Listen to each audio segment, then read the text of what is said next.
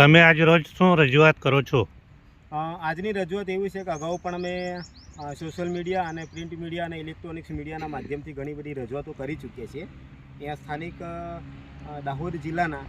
નાયબ કલેક્ટરશ્રીને પણ રજૂઆત કરેલી છે અને અહીંયા જે વીજ પુલ ઊભું કરવામાં આવે છે એ જેટકોના જે બરોડા ખાતે પણ અમે ત્યાં પણ એક રજૂઆત કરેલી છે. મૌખિક અને લેખિતમાં બંને રજૂઆતો કરેલી છે અને રજૂઆતનો વિષય એ છે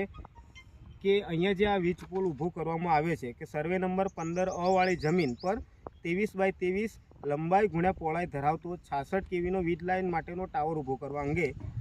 અરજદારને નોટિસ આપવામાં આવી છે અને એ નોટિસ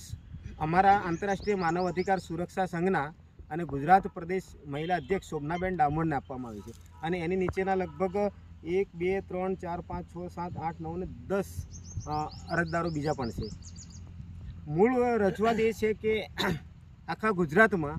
ઘણા બધા ખેડૂતો કે જે જાણકારી બહાર ના હોય, કે જેમને કોઈ પોતાના હક અને અધિકાર વિશે જાણકારી ના હોય અને ક્યાંના એ રજૂઆત ક્યાં કરવી ક્યાં ના કરવી એમને કે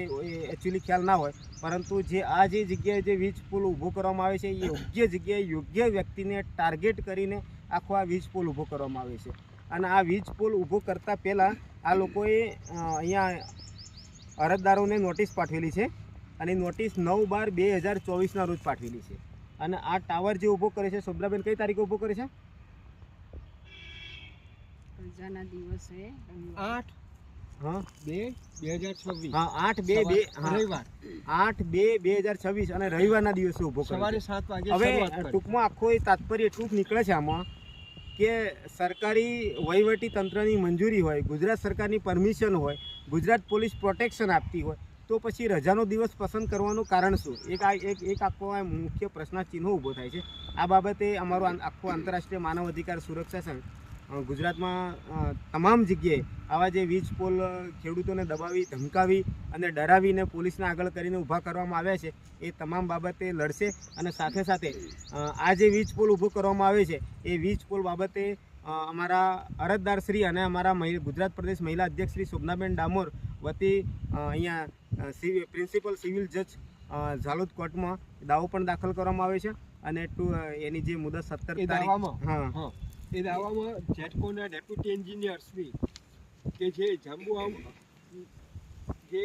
national highway number 8 Jhabua Vadodara ખાતે તેમની ઓફિસ ધરાવે છે તેઓ પ્રતિવાદી નંબર 1 છે અને પ્રતિવાદી નંબર 2 તરીકે PSI આપણે સિસોદિયા સાહેબ જે ઝાલોદ પોલીસ સ્ટેશનના PSI છે તે પ્રતિવાદી નંબર 2 નાઓ છે. તેમની વિરુદ્ધ દાવો દાખલ કરવામાં આવેલો છે જેની મુદત કોર્ટે તારીખ 17/3/2006 રાખેલી છે. હવે આની અંદર ટૂંકમાં એટલું છે કે તારીખ 17/3/2026ના રોજ જે તેનું નિરાકરણ આવશે, પણ ટૂંકમાં કહેવાનો અર્થ એટલો જ છે કે કોર્ટનું કામ કરશે, વહીવટી તંત્રનું કામ કરશે, પરંતુ આખા દાહોદ જિલ્લાની અંદર અનુસૂચિ 5 ટ્રાઇબલ એક્ટ અને બીજા અન્ય પણ કાયદાઓનો અમારી માલિકીની એમની માલિકીની જમીન નિયંત્રણોવાળી એમની પોતાની સ્વતંત્ર માલિકીનો જે કાયદાનો જે ભંગ સરેઆમ દાહોદ જિલ્લા કલેક્ટર કરી રહ્યા છે. દાહોદ જિલ્લા કલેક્ટર વિરુદ્ધ પણ ટૂંક સમયમાં અમે લોકો PL દાખલ કરીશું અથવા તો એના વિરુદ્ધ જે પણ કાર્યવાહી કરવાની આવશે એ પણ અમારું આંતરરાષ્ટ્રીય માનવ અધિકાર સુરક્ષા સંઘ કરશે અને એમને પણ અમે લોકો કાયદાનું એક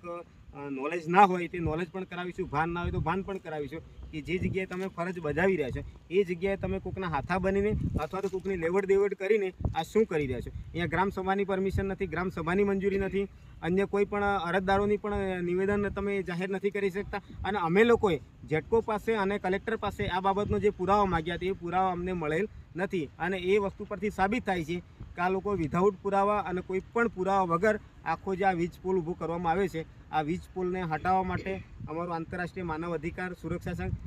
અડધી રાત્રે પણ લડવા માટે લડશે અને સુપ્રીમ કોર્ટ સુધી લડશે. મારી સાથે અમારા આંતરરાષ્ટ્રીય માનવ અધિકાર સુરક્ષા સંઘના પ્રદેશ અધ્યક્ષ શોભનાબેન ડામોર અને સ્થાનિક અરજદાર